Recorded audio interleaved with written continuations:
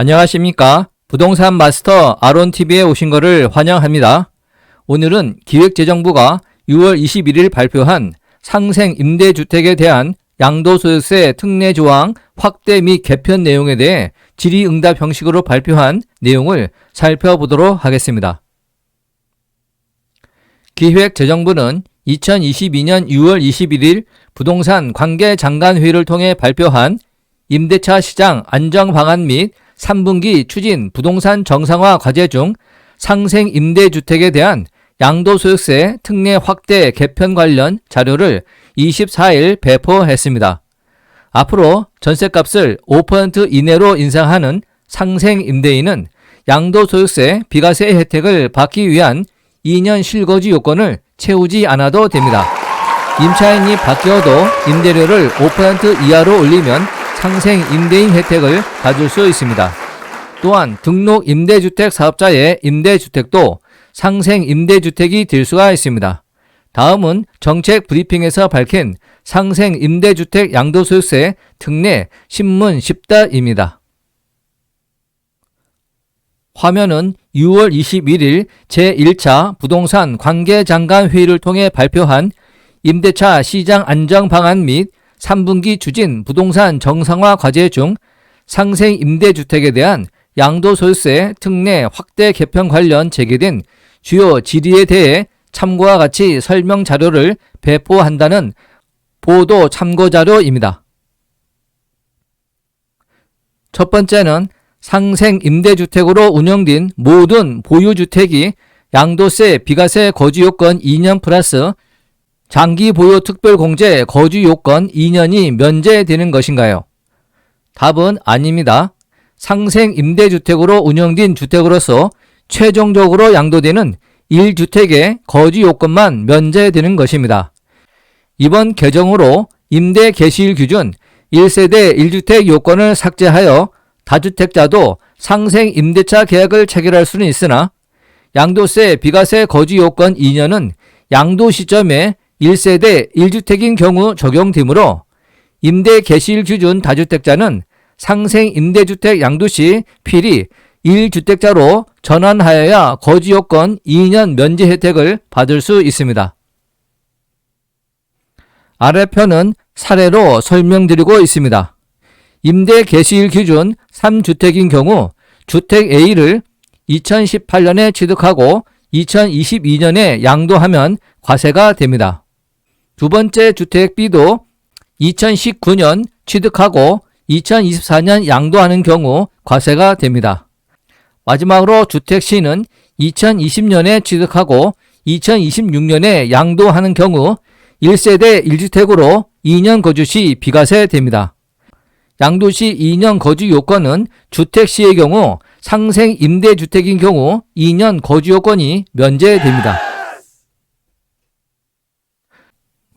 두 번째 질문, 상생 임대차 계약으로 인정받기 위해서는 직전 임대차 계약 대비 임대료 5% 이하 인상을 준수해야 하는데 이때 직전 임대차 계약이 무엇인가요?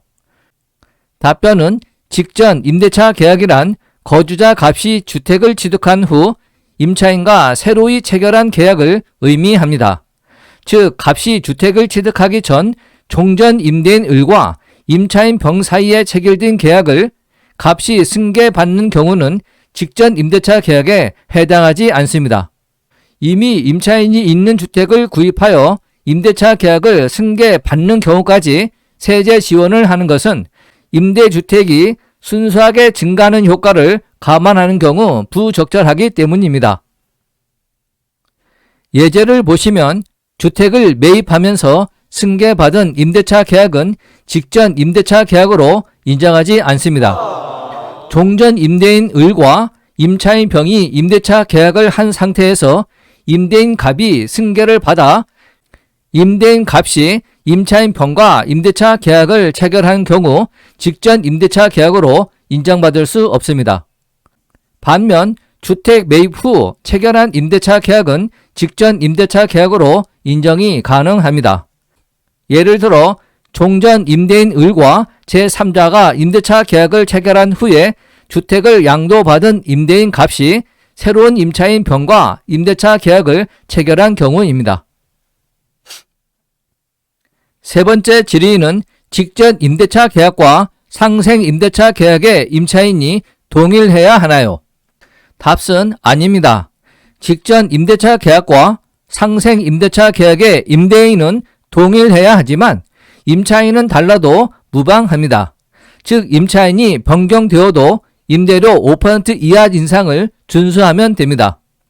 임대료 5% 이하 인상을 준수하여 임대차 시장에 상대적으로 저렴한 임대주택 공급을 유도하는 취지상 임차인의 동일성은 필요하지 않습니다. 직전 임대차 계약과 상생 임대차 계약의 계약 주체가 임대인은 동일하고 임차인이 상이한 경우입니다. 임대인 값이 임차인 을과 임대차 계약을 체결하고 임대료 5%를 인상한 후에 임대인 값이 임차인 병과 임대를 한 계약입니다. 두 번째는 직전 임대차 계약과 상생 임대차 계약의 계약 주체가 임대인이 동일하고 임차인도 동일한 경우입니다. 임대인 값이 임차인 을과 임대차 계약을 하고 임대료를 5% 인상한 후 임대인 값과 동일한 임차인 을이 계약한 경우입니다. 이와 같이 임대인은 동일해야 하지만 임차인은 달라도 임대료 5% 이하 인상을 준수하면 상생 임대차 계약으로 인정을 받게 됩니다. 네 번째 질의사항입니다.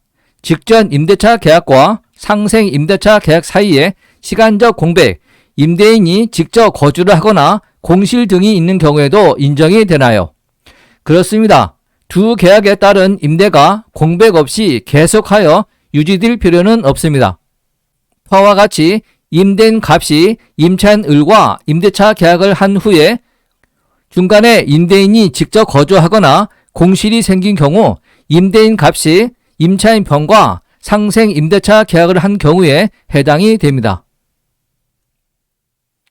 다섯 번째 질문, 상생 임대차 계약을 언제까지 체결해야 상생 임대주택으로 인정받을 수 있나요? 답변은 2021년 12월 20일부터 2024년 12월 30일까지의 기간 중 체결하여야 합니다. 계약금을 실제로 지급받은 사실이 확인되어야 합니다. 금년 중 임대를 시작하는 임대주택의 경우 2024년 중 계약기간이 종료되므로 이런 주택도 2024년에 상생 임대차 계약을 체결하여 임차인이 안정적으로 거주할 수 있도록 적용기간을 2022년 12월 31일에서 2024년 12월 31일로 2년간 연장됩니다. 여섯 번째 질의사항입니다. 계약갱신 청구권 행사에 따른 계약도 상생 임대차 계약으로 인정되나요? 가능합니다. 1세대 1주택 양도소득세 비과세를 받기 위한 2년 거주 요건을 채우기 위해 계약갱신을 거부하고 임대인이 입주하는 경우 등을 방지하기 위해서 가능합니다. 일곱 번째, 등록 임대주택 사업자의 임대주택도 상생 임대주택이 될 수 있나요? 가능합니다. 등록 임대주택 사업자는 임대료 5% 이하 인상뿐만 아니라 장기간의 의무 임대, 10년 기간 등 각종 공적 의무 부담하는 점에서 상생 임대주택 특례를 제한하지 않는 것이 형평에 부합하기 때문입니다. 여덟 번째, 임대주택이 다가구 주택인 경우 상생 임대주택으로 인정받기 위해 각 호별로 상생 임대차 계약을 체결하여야 하나요? 추후 양도 계획에 따라 다르게 됩니다. 다가구 주택 전체를 양도할 계획인 경우 모든 호와 상생 임대차 계약을 체결해야 합니다. 그러나 다가구 주택을 호별로 양도할 계획인 경우 각 호별로 상생 임대차 계약 체결 여부에 따라 상생 임대주택으로 인정받을 수 있습니다.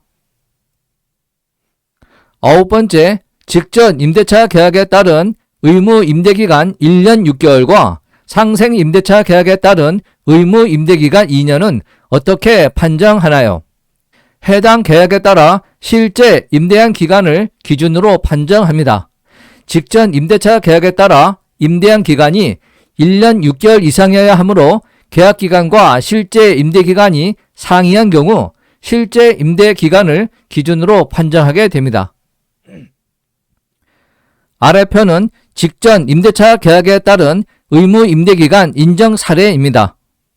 사례 1은 2년 계약했으나 서로 합의 등을 통해 1년 7개월만 실제 임대한 경우 의무 임대기간이 인정이 되고, 사례 2, 2년 계약했으나 서로 합의 등을 통해 2개월 더 임대한 경우 인정이 되고, 사례 3번의 경우 1년 계약했으나 묵시적 갱신 등으로 신규 계약 체결 없이 실제 2년 임대한 경우 인정을 받게 됩니다.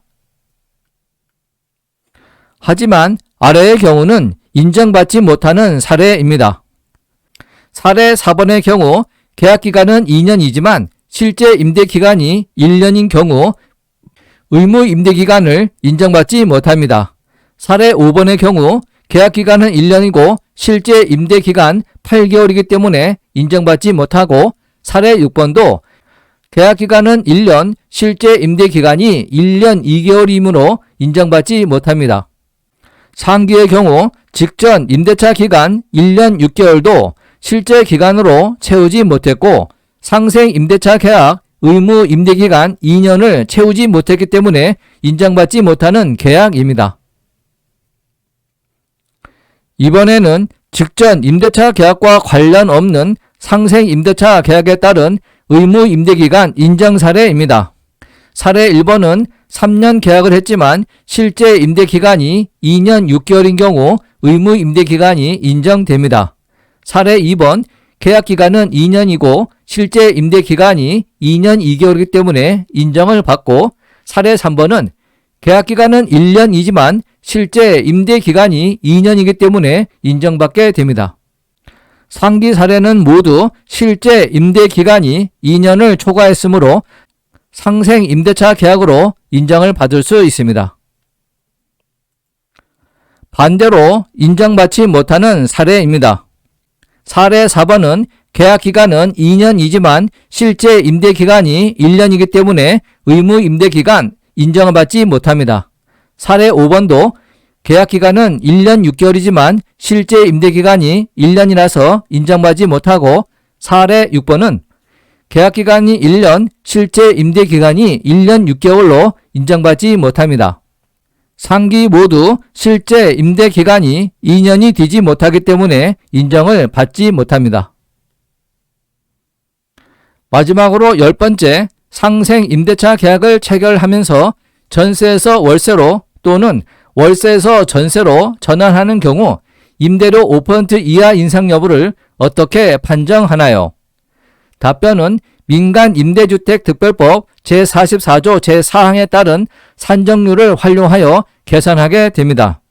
보증금의 전부 또는 일부를 월 단위의 차임으로 전환하는 경우에는 은행에서 적용하는 대출금리와 해당 지역의 경제 여건을 고려하여 대통령이 정하는 비율, 즉 연일할 10%와 한국은행에서 공시한 기준금리 2022년 5월 26일 기준금리는 1.75%입니다. 이 기준금리에 대통령이 정하는 이율 연 2%를 더한 3.75% 중 낮은 비율의 월 차임 범위를 초과할 수 없습니다.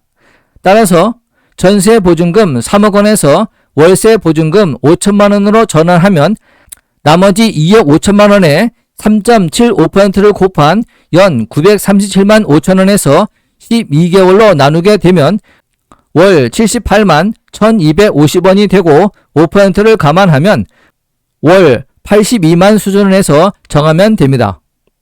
반대로 월세 보증금 2천만 원에 월세 50만 원인 주택을 전세로 전환하면서 임대료 5% 인상을 충족하기 위해서는 월세 50만 원에 12개월을 곱하여 연 600만 원으로 계산한 다음에 3.75%로 나누면 1억 6천만 원이 되고, 여기에 기존 보증금 2천만 원을 더하면 1억 8천만 원이 됩니다. 5% 이하 인상을 감안하면 전세 보증금은 1억 8,900만 원 이하에서 환산해야 합니다. 기준 금리가 수시로 인상될 가능성이 있으니 참조만 하시기 바랍니다. 기타 문의사항은 기획재정부 세제실 재산세제과에 문의하시기 바랍니다.